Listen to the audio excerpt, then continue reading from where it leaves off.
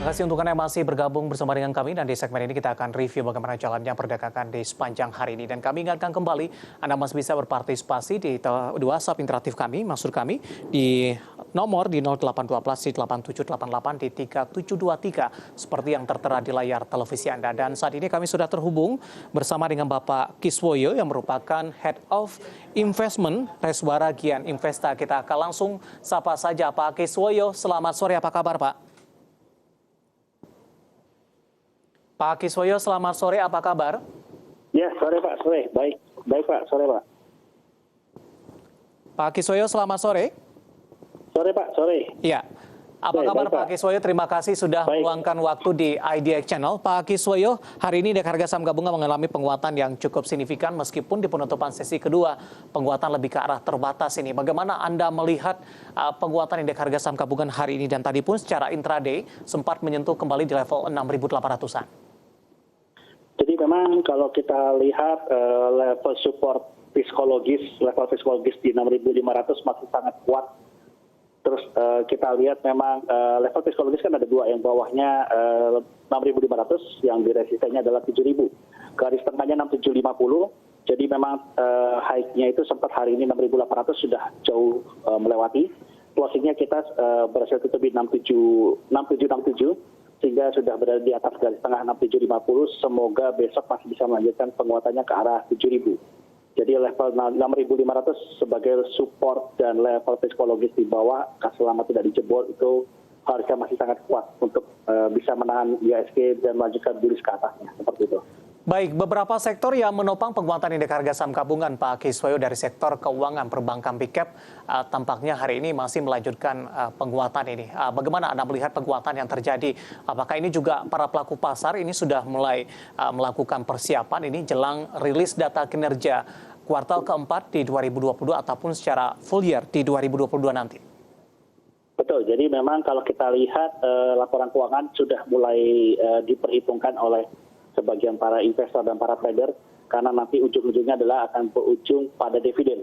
Dan biasanya kalau kita lihat laporan keuangan kuartal 3-nya itu pada bagus-bagus ya, dari 4 perbankan big cap, dari model BRI, BCA, Mandiri maupun BNI Platnam, terus ada Astra dan Telkom juga kuartal 3-nya itu mereka laporan keuangannya positif. Diharapkan tutup tahun ini juga laporan positif, dan lalu kita akan mulai berhitung kira-kira bagi dividen berapa. Lalu setelah itu mulailah akan ada valuasi, biasanya ada orang yang mengincar dividen hunter. Nah dari situlah makanya ini momen ini, apalagi kemarin penurunannya sudah terlalu cukup dalam ya, dari 6 saham ini pada saat IHSG mendekati level 6.500. Sehingga memang banyak orang yang berburu saham-saham yang kira-kira akan membagikan dividen cukup besar, seperti itu. Baik Pak Kiswoyo, ketika kalau kita flashback di perdagangan sebelumnya, saham-saham perbankan big cap memang tampaknya jadi posisi trading. Kenapa saya katakan demikian?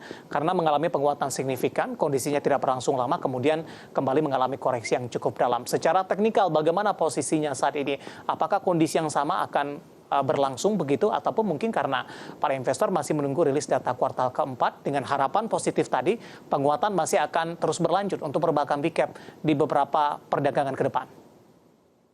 Kalau kita bicara dari sisi fundamental, harusnya tidak ada masalah untuk perbankan big cap ya, seperti BRI, BCA, Mandiri, sama BNI Platnam.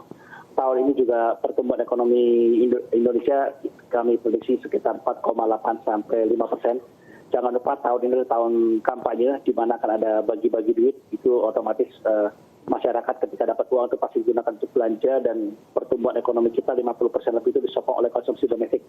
Sehingga dengan adanya duit tambahan itu, pembelanjaan atau konsumsinya akan makin besar, perekonomian kita akan cukup ketahan, dan otomatis saham perbankan kita juga yang menggerakkan dalam segala macam sisi ekonomi itu kita pasti akan menggunakan saham perbankan gitu kan.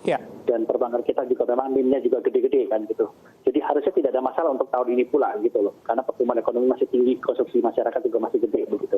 Baik, sebelum jeda bagaimana rekomendasi Anda untuk beberapa perbankan big cap ini? Pak Kiswoyo, paling tidak sampai dengan akhir pekan. Kalau saya lihat mungkin mereka masih akan mencoba penguatannya, karena kita minggu depan hari Senin adalah hari libur, sehingga mungkin sampai hari Jumat ini masih akan ada penguatan, mungkin sampai Kamis lah, sampai Kamis akan ada penguatan Kamis Jumat. Lalu setelah itu kita akan lihat lagi apakah IHSG-nya berhasil menembus level 7.000 apa tidak. Kalau IHSG-nya berhasil menembus level 7.000 ke atas lagi, itu akan jauh lebih aman. Semua orang pasti akan bilang bullish ke market, sehingga sebenarnya akan positif untuk setidaknya bisa sampai sebulan lah, kurang lebih seperti itu. Jadi memang penentuan berikutnya adalah IHSG-nya ini kita bisa tembus nggak ke level 7 Ya. seperti itu. Masih direkomendasikan untuk ambil posisi di posisi current price penutupan sesi kedua hari ini? Kalau current price mungkin Astra International yang menarik ya, karena itu dia merah. Kalau yang lainnya kan sudah pada hijau, sudah pada naik begitu. Jadi kalau bisa cari yang merah lah. Jadi mungkin saat ini yang menarik adalah Astra International, Telkom juga sudah agak naik, sudah mendekati 4.000. Tadi harganya sempat hingga 990. Closingnya memang agak turun. Jadi kalau mau yang menarik mungkin adalah Astra International seperti itu.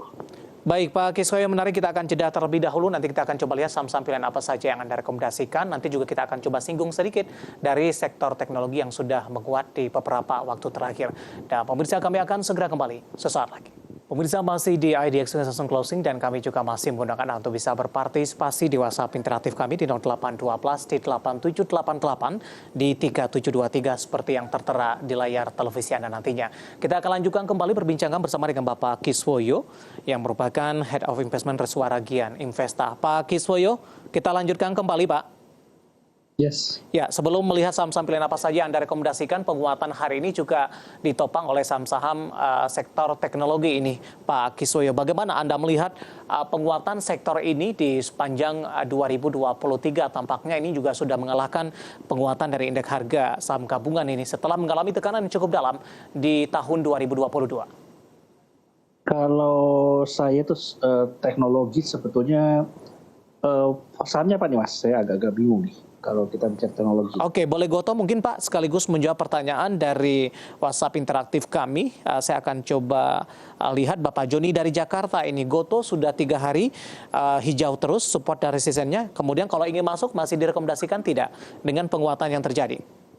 Ini GoTo memang kalau saya lihat ada resisten di area 120, jadi mungkin dia akan terdekatnya menuju 120, tapi waspada untuk profit taking karena saya lihat kenaikannya udah cukup tinggi ya dari low-nya.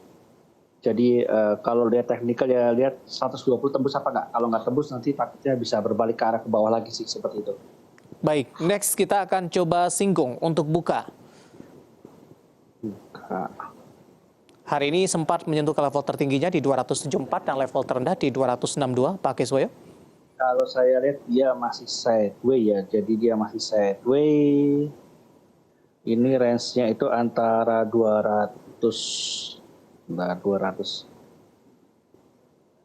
Range sideways-nya ini berarti adalah area 260-an sampai 280-an sih. Memang range-nya lagi sideways, dia sudah sideways seminggu, 2 minggu, 3 minggu, udah cukup lama ya, udah hampir sebulan ini di sideways ya. Ini dia sideways, cukup lama ya sideways-nya.